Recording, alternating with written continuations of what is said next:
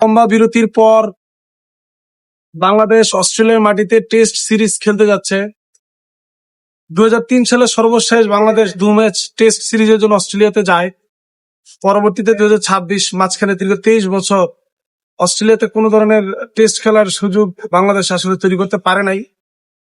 এটা পারফরমেন্সের কারণেই হোক, বিজনেস থিওরিতেই হোক, যে কোনো কারণেই হোক না কেন, প্রতিপক্ষ হিসেবে অস্ট্রেলিয়া বাংলাদেশকে বিবেচনা করে নাই এবং কখনো ডাকেও নাই।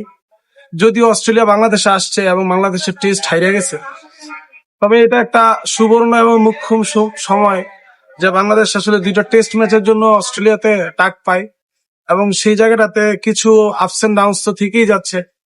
বাংলাদেশের বর্তমান পেস ব্যাটারির যেই মূল আকর্ষণ, আমরা যদি নাহিদ রানাকে নিয়ে চিন্তা করি, সেই নাহিদ রানা আসলে টেস্ট স্কোয়াডে নাই।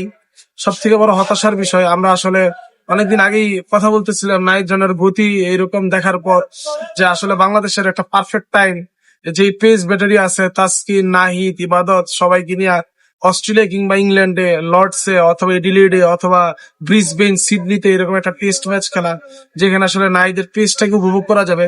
এরকম আমি যেমন উৎসাহিত, এরকম অনেক দর্শক যারা আসলে দেশ বিদেশ থেকে নাহিদ রানার পেসটাকে দেখতে চাইছে, বিশেষ করে অস্ট্রেলিয়ার সুইমিং কন্ডিশনে, যেখানে পেস, বাউন্স, একুরেসি সব থাকবে, এরকম একটা কন্ডিশনে আমরা আসলে নাহিদ রানাকে দেখতে চাইছিলাম।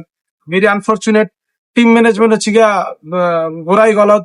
আসলে ম্যানেজমেন্টের সিস্টেমে এত ব্যর্থতা যে জিম্বাবুয়ের মতো একটা দেশের সাথে খেলার জন্য হচ্ছে নাহিদ রানাকে নেওয়া হয় এবং আসলে ফাইনালি যেটা হয়েছে যে ফলাফল পরে আসে নাই এবং নাহিদ আসলে 2-1 ম্যাচ খেলে ইনজুর্ড হয়ে গেছে। সো এটা আসলে বাংলাদেশ ক্রিকেটের জন্য আলটিমেটলি বড় একটা ধাক্কা। ইভেন যারা বহির্বিশ্বে আছে, বিভিন্ন ফ্র্যাঞ্চাইজি ক্রিকেটের মালিক কিংবা আরো যারা ক্রিকেট লাভার্স, তারা সবাই কিন্তু একটা হতাশার একটা প্রতিচ্ছবি তাদের স্ট্যাটাসের মাধ্যমে বুঝাইছে যে নাহিদ রানাকে আসলে তারা দেখতে চাইছিল, কিন্তু সবাই খুবই হতাশ হয়েছে যে নাহিদ রানা আসলে পারফর্ম করতে পারতেছে না।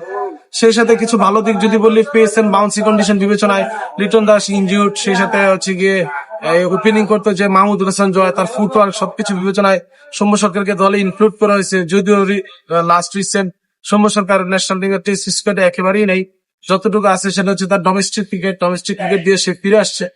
বিশেষ করে বিবেচনা করা হয়েছে সেই নিউজিল্যান্ডের এগেইনস্টে সৌম্যর যেই পেস এবং বাউন্সে যে তার দক্ষতা, সেই দক্ষতা বিবেচনা করে আসলে এই টেস্টে তাকে সুযোগ দেওয়া হয়েছে।